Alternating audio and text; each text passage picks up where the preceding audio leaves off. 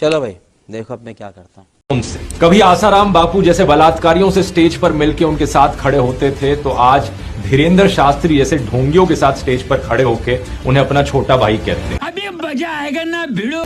मेरे छोटे भाई धीरेन्द्र शास्त्री जी, जितने नमूनों के साथ फोटो खिंचवानी है खिंचवा लो, लेकिन असली साधुओं के लिए कोई रिस्पेक्ट नहीं है। अरे बाप रे, ये तो धोती खोल रहा है। धर्म के नाम पर नफरत फैलानी हो तो बुला लेना इन्हें, लाइन में सबसे आगे खड़े हुए मिलेंगे। कुछ 2-3 बॉलीवुड प्रोपेगेंडा फिल्मों का प्रचार करना हो वो भी कर दिया जाएगा, लेकिन जहां पर करोड़ों हिंदुओं की आस्था का सवाल है, जहां पर गंगा मां का सवाल है, वहां पर आपकी आस्था के साथ धोखा किया जाएगा।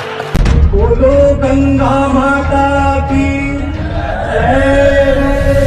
देश में सभी लोग जितनी जल्दी इस चीज को समझ जाएं उतना ही देश के लिए बेहतर है। और अगर आपको गंगा में स्नान करना है तो ऋषिकेश में जाकर कीजिए। सिर्फ उसी पॉइंट तक गंगा का पानी नहाने लायक है, पीने लायक है। ये चीज आप सरकार की खुद की वेबसाइट पर देख सकते हैं। नंगा करके नहला रहा है। हरिद्वार से लेकर कानपुर तक फिर भी ठीक ठाक हालत है, लेकिन कानपुर के बाद तो सही में पोल्यूशन हद से ज्यादा बढ़ जाता है। इस वीडियो को शेयर कीजिए ताकि ज्यादा से ज्यादा लोगों तक सच्चाई पहुंचे। नहीं बेटा ये ठीक नहीं है। ऐसा लग रहा है भारतीय शेयर बाजार को शीघ्र पतन की बीमारी हो गई है, गिरता ही चला जा रहा है। तो सर, इस गिरावट को रोकने का आपके पास कोई उपाय है? बिल्कुल हाँ। सरकार की आलोचना मत करो, आप लोग अपना नजरिया बदलो। यदि आपको नजरिया बदलना है तो एक अंधभक्ति का चश्मा आता है जो नैया पार की वेबसाइट पे अवेलेबल है। भाई ये टी-शर्ट वो चश्मा आप लगाइए तो आपको सब कुछ अच्छा दिखेगा। आपको यकीन नहीं होता है तो मैं आपको दिखाता हूं इसका एग्जांपल। भैया देना चश्मा जरा, देखो शेयर मार्केट ऊपर हुआ कि नहीं हुआ। अब हटाया, शेयर मार्केट नीचे, लगाया शेयर मार्केट ऊपर, हटाया शेयर मार्केट नीचे, लगाया शेयर मार्केट ऊपर। सब नजरिए का खेल है। सरकार की आलोचना करना बंद करो। इस अमृत काल में यदि आपको सब कुछ अच्छा देखना है तो बस इस अंधभक्ति के चश्मे को ऑर्डर करो, सब कुछ अच्छा दिखेगा। मोदी जी की भाषा में कहें तो सब चंगासी। हम तो परंपरागत मुल्ला और मौलवी बनाने की बजाय हम वैज्ञानिक बनाना चाहते हैं। बकवास करवा लो। कठमुल्लापन की संस्कृति नहीं चलेगी। चला पीछे मुद्दे देख। रमजान का मुबारक महीना भी शुरू होने वाला है। मैं आप सभी को और सभी देशवासियों को रमजान की भी मुबारकबाद देता हूं। अम्मा बहन पे आ जाऊंगा मैं इनकी। आप लोग रोना बंद कीजिए, मेरे तक आवाज आ रही है। मुझे कोई शर्म नहीं आती। मैं पठान का बच्चा हूं। तुम चुल्लू भर पानी में जाके डूब के आ जाओ। इस सज्जन को क्या तकलीफ है भाई? आइए दुआ करते हैं। सब लोग मेरे साथ आमीन बोलिएगा। ठीक है। आप सारी छत मुसलमानों से भरी हुई है। या रब तबारक व तआला पाकिस्तान की टीम के अंदर जज्बा हुब्बुल वतनी दौड़ा दे। या अल्लाह पाकिस्तान की टीम के अंदर ऐसा जज्बा जगा दे मेरे मालिक, कम से कम एक बॉल पे 2 रन तो ले ले।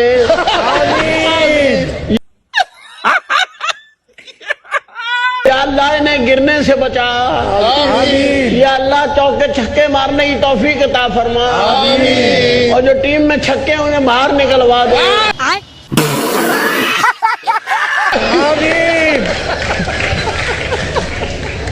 अल्लाह कौम को जज्बे से मैच देखने की तौफीक अता फरमा।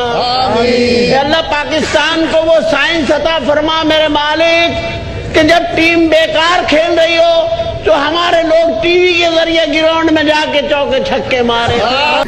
भाई मिसबा और शाहिद आफरीदी के लिए खुसूसी दुआ। या अल्लाह इनके आपस के झगड़े खत्म हो जाएं। एक ग्राउंड में 2-2 कैप्टन नजर ना आए। एक ग्राउंड में 3-3 विकेट कीपर नजर ना आए। मैंने तो सुना किसी एक आधा प्लेयर ने वहां पे चिप्स का ठेला भी लगा लिया।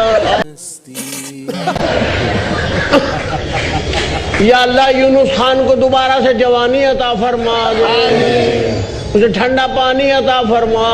कैसा लगा मेरा मजाक? थे जो मतलब थोड़ा लेकिन नवोदय के बहुत शार्प माने जाते हैं स्टूडेंट्स। शार्प माने जाते थे।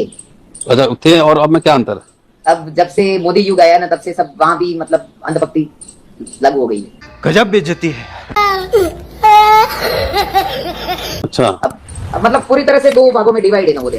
पहले जो एक नवोदय ब्रांड था ना, वो दो भागों में डिवाइड हो गया है। मतलब एक रिजर्वेशन कैटेगरी और एक नॉन रिजर्वेशन। रिजर्वेशन मतलब आरक्षित वर्ग।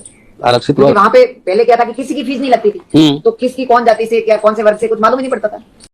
बात तो सही है। अब क्या है, 2003 में जब मैं 9th क्लास में आई, तब से अटल बिहारी जी के टाइम में कंप्यूटर शिक्षा के नाम पे, विद्यालय विकास शुल्क के नाम पे 200 रुपया शुरू किया था। ठीक है, उसके बाद मनमोहन सिंह जी रहे, तब तक वो 200 ही रहा। तो ठीक है, प्रतीकात्मक ये मान सकते हैं कि चलो कोई बात नहीं, और एक नई फैसिलिटी मिली थी कंप्यूटर शिक्षा की। लेकिन 2018 में मोदी जी ने 1500 रुपए कर दिया। मोदी जी आपको शर्म नहीं आती? नहीं, 200 से 1500। हाँ, अब तो मतलब उसमें SC/ST का नहीं लगता है? SC/ST में भी पहले तो बिल्कुल नहीं था, 200 वाले में SC/ST बिल्कुल बात है। लेकिन अब जिसके पेरेंट्स अगर गवर्नमेंट जॉब में है, उनको देना पड़ता है 1500 पर मंथ। तो ये तो अच्छे है ना, हिंदू राष्ट्र में स्वागत है, अच्छे दिन आ गए सबके। बात बताओ, शेर के आगे कोई रुक नहीं पाएगा, कोई कितना कुछ भी कर ले। मोदी जी शेर है, ठीक है, मोदी जी शेर है और रहेंगे, उनका कोई कुछ नहीं कर पाएगा। वाह क्या सीन है। आंटी जी, शेर कौन होता है? शेर कौन होता है? जो सीना चौड़ा के। शेर एक जानवर है या एक इंसान है? तो शेर तो जानवर है। लेकिन तो मोदी जी क्या है? मोदी जी इंसान है। तो मोदी जी शेर है, लेकिन वो काम वैसे ही करते हैं शेरों वाले। हाँ जी, नहीं शिकार तो नहीं करते, गरीबों का शिकार करते हैं, गरीबों का शिकार करते हैं। देखा आपने लापरवाही का नतीजा। बताइए, आप बताइए। अगर और 10-20 साल रह जाते ना कांग्रेस वाले, तो देश को बिल्कुल खत्म कर। अच्छा कुछ भी ये रामदास अठावले कह रहे हैं और एकनाथ शिंदे कह रहे हैं, खुद को हिंदुत्ववादी कहते हैं, लेकिन राहुल गांधी कुंभ नहीं जाते। तो जो कुंभ नहीं गया वो हिंदू नहीं है। आइए देखते हैं। राहुल गांधी ने नहीं आकर जो पाप किया है, मैं फिर से बोल रहा हूं, इसको कोट किया जाए, उन्होंने नहीं आके जो मुंह चिढ़ाया है, जो पाप किया है, ये फंस गया सीएम। राहुल गांधी ने पाप किया है और इनको माफी मांगनी होगी। पश्चाताप भी करेंगे तो भी इनकी माफी पूरी नहीं होगी। आज की तारीख में हिंदू धर्म का सबसे बड़ा प्रतीक राष्ट्रीय स्वयंसेवक संघ है। गलत तो नहीं कह रहा हूं मैं, आप भी उससे जुड़े हैं। नहीं, सरसंघ चालक ने डुबकी लगाई क्या? राजनेता को डुबकी लगानी पड़ेगी, सरसंघ चालक को डुबकी नहीं लगानी। सरसंघ चालक ने पाप नहीं किया, आपके शब्द में इस्तेमाल कर रहा हूं, मेरे शब्द नहीं है। करवाली बेइज्जती। साल से हिंदू हैं, तो कुंभ तो कांग्रेस 70 इससे अच्छा कर सकती थी। ये तो योगी जी ने तो 5 साल। कुंभ में गए कभी? नहीं, मैं तो नहीं जा पाया, मेरा मौका ही नहीं मिला मेरे को जाने। कभी गए? नहीं, कभी नहीं। आपको कैसे मालूम कि पहले कुंभ का इंतजाम कैसा होता था और अब कैसा हुआ? Good question. ये तो इनके सवाल में जवाब है, जो गए होंगे कि इन्होंने कहा कि क्या वो कर नहीं सकते थे। मुझे लगा इन्होंने किया होगा। उन्होंने क्या? कुंभ का मेरा अनुभव है, मैं कई बार बोल चुका। मैं छात्र के तौर पे भी वहां और पत्रकार के तौर पर भी 2007, 13, 19, 25 सब मैंने कवर किए। भीड़ के लिहाज से ये कुंभ रिकॉर्ड तोड़ था, इतनी भीड़ कभी भी नहीं हुई। बात तो सही है। कि आज से पहले इन सब जगह पे जाना इतना इजी भी नहीं था। इंफ्रास्ट्रक्चर वाइज अगर आप देखें, अगर बहुत सारे 30 स्थलों पे हम बचपन से भी नहीं जा पाए थे, क्योंकि इतना ट्रैफिक होता था, वो सुविधाएं नहीं थी। आई थिंक जो इंफ्रा डेवलप हुआ स्टेट वाइज, सेंटर वाइज, वो अपने आप में बहुत, जैसे भी लास्ट में स्टेटमेंट आया ना कि इन्होंने 5 तीर्थ स्थानों का एक तरह से कॉरिडोर बना दिया, प्रयागराज, वाराणसी, अयोध्या को करके। तो कनेक्टिविटी तो काउंट हो रही है। आपका सोशल मीडिया तो आप तो, अब आपसे सोशल मीडिया की क्या बात करें आप लोग। शाबाश बेटा, मैं चाहूंगा एक ऐसा मंत्र ये दे कि सारी जनता का, भारत का सौभाग्य है कि नरेंद्र मोदी जैसे व्यक्ति भारत के प्रधानमंत्री हैं। अब तू गया बेटा, अब तू गया। आप संबित पात्रा का खून बढ़ा रहे हैं, ये सब अच्छी बातें। देशों में आप देखिए, जापान का हो, फिलीपींस का हो। सर सवाल क्या है? गजब बेइज्जती है। सवाल ये है कि मैं चाहूंगा संबित पात्रा यहाँ से जाते जाते या जाने से पहले एक ऐसा मंत्र जनता को दे जाएं कि लोग कहें हाँ, नरेंद्र मोदी ही देश का कल्याण करेंगे। अबे साले। अच्छा, मतलब ये कह रहे हैं कि आप अपना थोड़ा वोट और बढ़ा लीजिए। I respect you a lot, means आपकी जो आप speaker, as a speaker means जब आप बात करते हो, मैं उस चीज़ को रिस्पेक्ट करती हूँ। बट आपको, मतलब जहाँ तक मेरा एक ओपिनियन है एज अ व्यूअर, मुझे ऐसा लगता है कि बीजेपी सिर्फ कांग्रेस को डाउन करके अपने आप को ऊपर कर रही है। रुको जरा, बहुत सारे ऐसी चीज़ों में। एंड अभी आपने कहा कि सोनिया गांधी की फैमिली से किसी ने लड़ाई नहीं की थी, बट ये क्या बड़ी बात नहीं है कि जिसकी फैमिली से किसी ने कोई कुछ भी नहीं किया, फिर भी उसने हमारे देश के लिए इतना कुछ किया as a female, being a female, जिस टाइम पे कोई फीमेल कुछ नहीं कर सकती थी ऐसे इंडिया में। और मनीष सिसोदिया भी हारेगा और केजरीवाल शुरुआत वहीं से होगी। अच्छा, अगर रमेश बिधूड़ी जीत जाते हैं तो इस देश का सबसे बड़ा दुर्भाग्य होगा, जनता का सबसे बड़ा दुर्भाग्य होगा कि उसने एक ऐसे व्यक्ति को चुन लिया कि जो महिलाओं की बिल्कुल ही अस्मिता का सम्मान नहीं करता। अरे बाप रे, ये तो धोती खोल रहा है। जो महिलाओं का सम्मान नहीं कर सकता, महिलाओं को इज्जत नहीं दे सकता। अगर रमेश बिधूड़ी जीतते हैं तो मुझे सबसे ज्यादा निराशा इस देश से होगी। ऐसा मत करो मेरी जान। मैं बेइज्जत करे वो आकर के महिला पे बात करते हैं। झारखंड में जीतेगा, मगर बीजेपी का मुंह कैसे काला कर दिया झारखंड में। से वो सीएम साहब का जो वीडियो वायरल हुआ था, व्यवस्थाएं अभी मजा आएगा ना भिड़ो। हमने सारी व्यवस्थाएं कर ली हैं, हमारी सारी व्यवस्थाएं हो चुकी हैं, हम सारी व्यवस्थाएं कर चुके हैं। सबसे बड़ा और सबसे अहम मुद्दा है तो महंगाई और बेरोजगारी है, उस पर कोई बात करने को तैयार नहीं है। ये बड़ी अच्छी बात कही है। भारत के इतिहास में पहली बार हुआ है जो महंगाई के फायदे गिनवा रहा है। तो थोड़ा खर्चा तो बढ़ेगा, हाथी पालेंगे तो राशन देंगे ना। आपको लगता है कि हिंदू राष्ट्र बन पाएगा? नहीं। का मतलब क्या होता है? जो सत्ताधारी लोग हैं उनका कोई धर्म नहीं है, ना वो हिंदू है, ना मुसलमान है, ना सिख है, ना ईसाई है। ऐसा मानते हैं, हम मानते हैं। क्या सोच है रे तेरी?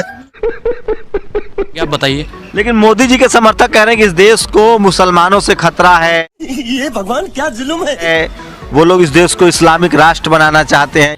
अच्छा, इसलिए महंगाई जहाँ जितना हो जाए, हमें इस देश को हिंदू राष्ट्र बनाना है। अभी बता है भाई, अभी बता है। मोदी जी के खिलाफ आम आदमी क्यों नहीं बोल रहा है? क्योंकि उनको डर लगता है। ईडी और सीबीआई से और प्रशासन से सबको डर लगता है।